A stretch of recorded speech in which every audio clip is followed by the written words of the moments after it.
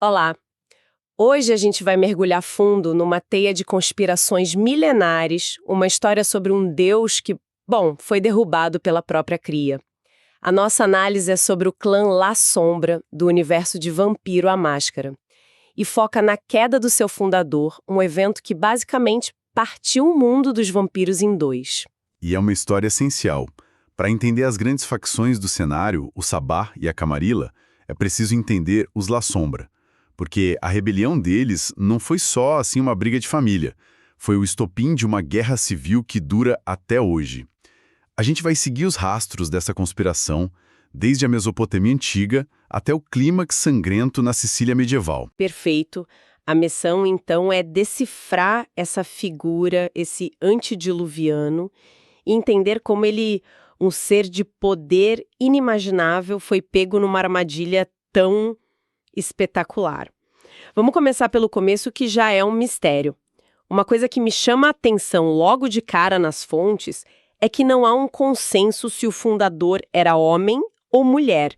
Isso parece ser uma escolha deliberada, né, para criar essa aura de mistério. Sem dúvida. As lendas mais antigas o associam ou a associam a divindades femininas da noite na Mesopotâmia. Mas o que importa não é o gênero, é a postura. Desde o início, essa entidade se via como um deus e exigia adoração, sacrifícios, e já mostrava uma inclinação para a ordem e para o controle. Na mítica segunda cidade dos vampiros, ele criou a Corte do Sangue, que era um tribunal para julgar e executar outros de sua espécie. Ou seja, a ideia de que os La Sombra são juízes e executores da noite já estava lá, na fundação. E essa ambição divina não ficou contida. O clã se expandiu com as primeiras civilizações e as fontes destacam um domínio muito específico deles, os mares. Eram os senhores do Mediterrâneo, quase como piratas sobrenaturais. Exato, essa foi a primeira diáspora do clã. Eles se estabeleceram em pontos costeiros estratégicos, da Fenícia ao norte da África.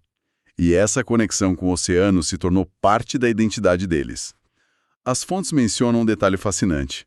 Um La Sombra, que passa muito tempo longe do mar, sente uma melancolia profunda, uma saudade primitiva, como se uma parte da alma dele estivesse faltando. Nossa, mas essa dominação dos mares, imagino, os levou direto para o centro do poder da época, o Império Romano. Inevitavelmente. Só que lá o poder funcionava de um jeito bem diferente. Mas antes de chegar em Roma, tem um episódio na África que parece mudar tudo, né? O antediluviano estava, segundo as fontes, aterrorizando uma tribo Maasai há gerações. Até que um guerreiro, Ontai, decide que já basta e vai confrontar esse deus. E aqui a gente vê a filosofia La Sombra em ação. O antediluviano, em vez de destruir o Ontai, pela insolência, ele fica fascinado. Ele vê força, coragem e desafio. Atormentar os mortais para ver quais deles reagem, quais se mostram dignos de atenção, é a marca registrada do clã. É um teste de caráter assim brutal e distorcido. O poder, para eles, não deve ser dado, mas tomado ou, ao menos, desafiado. E o resultado desse desafio é um pacto. Ontai aceita se tornar um vampiro e, em troca, a tribo dele é deixada em paz. Ele se torna o braço direito do antediluviano, seu principal discípulo, e é ele quem mais tarde, já em Roma, adota o nome de Montano. Mas essa relação, como um ser que se vê como um deus, pode ter um amigo? Essa é a grande contradição. Talvez ele visse em Montano, não um igual, mas o reflexo perfeito da sua própria filosofia. Montano era a prova viva de que seu método de testar o mundo funcionava. Ele era o seu maior sucesso. E com o Montano ao lado, eles voltaram suas atenções para Roma. Em Roma, o clã já tinha sua influência, mas desprezava a burocracia. Só que aí acontece uma virada. O governo romano cria a lei Mare Nostrum para combater a pirataria no Mediterrâneo, o que atinge diretamente a base de poder da velha guarda do clã. Exato. E a reviravolta que as fontes sugerem é que o próprio antediluviano e Montano podem ter arquitetado essa lei nos bastidores. Para a velha guarda, os piratas, isso foi a traição suprema. O deus deles estava minando a própria fonte de poder do clã. Em favor de um controle mais sutil, mais político. Exatamente. Foi a primeira grande rachadura na lealdade do clã. Eles não conseguiam entender por que seu líder estava abandonando quem eles eram. Em meio a essa crise interna, o antediluviano começa a se isolar. Ele se retira para sua fortaleza na Sicília, o Castelo das Sombras, e mergulha no estudo do abismo, a fonte dos seus poderes.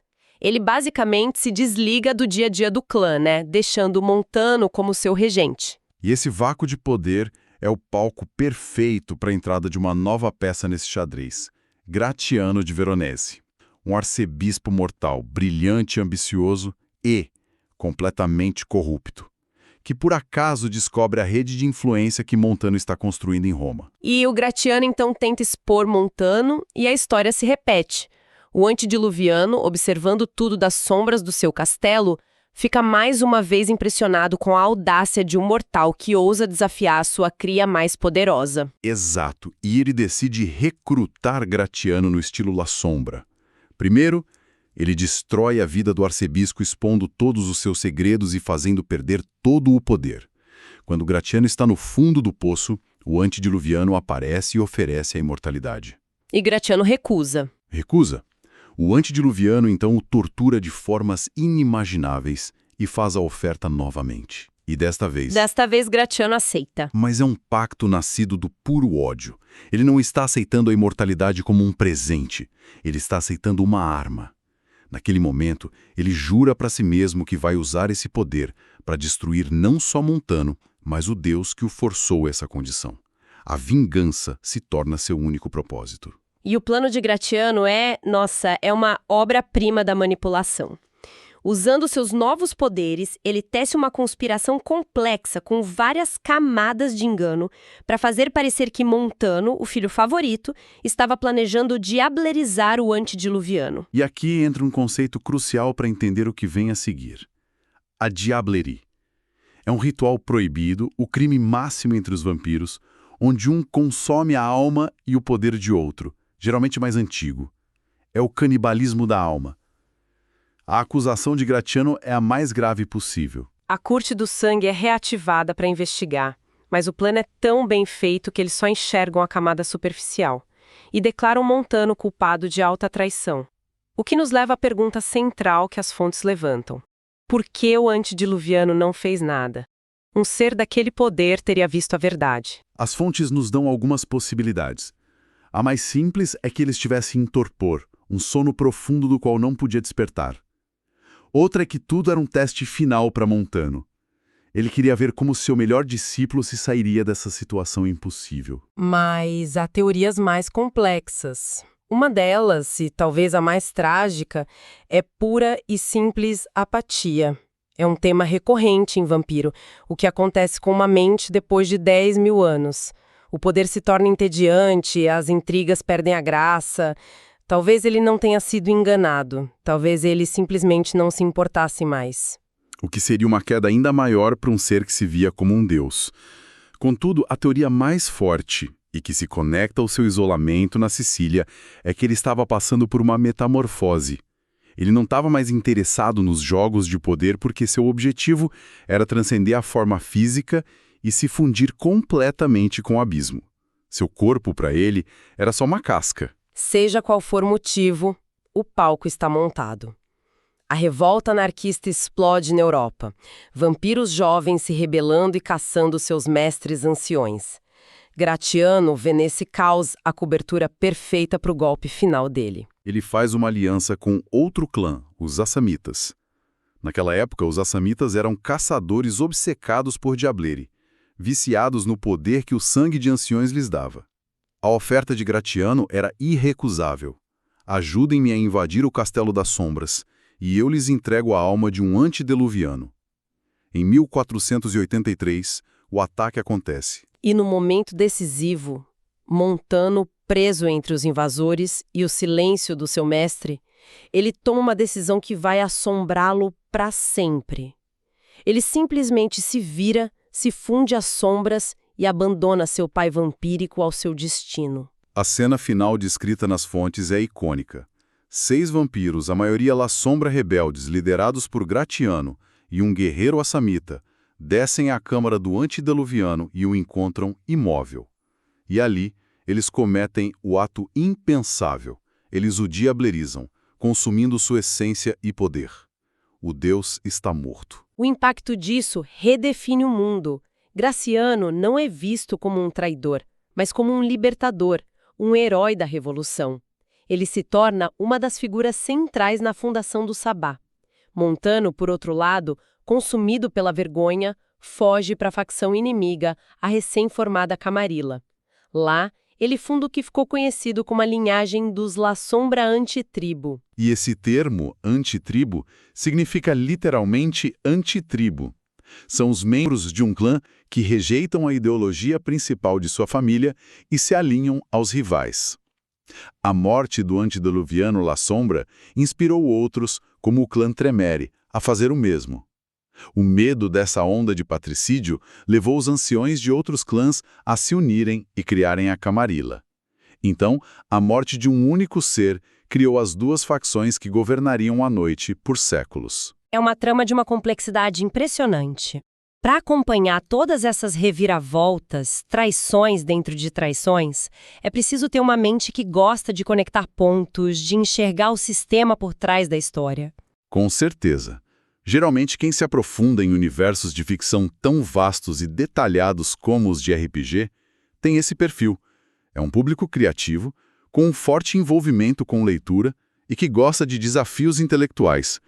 Não é um hobby passivo. Exato. E esse tipo de pensamento estratégico, de mapear informações, entender sistemas complexos e reter uma quantidade enorme de detalhes, isso me lembra muito outro tipo de desafio. É uma ótima analogia. A disciplina e a capacidade de organização mental para dominar um lore como este são muito similares às habilidades necessárias para quem está se preparando para provas de alto nível, tipo vestibular, concursos públicos, carreiras militares, a prova da OAB e até residência médica. E para quem está nessa jornada de estudos e quer uma ferramenta à altura do desafio, a dica é entrar agora em medicobe.com.br, baixar o aplicativo e aproveitar o maior banco de questões do Brasil. Lá tem provas anteriores de todas as instituições, questões comentadas por especialistas, resumos práticos, aulas completas e flashcards prontos para revisar em qualquer lugar. Bom, recapitulando o que a gente viu.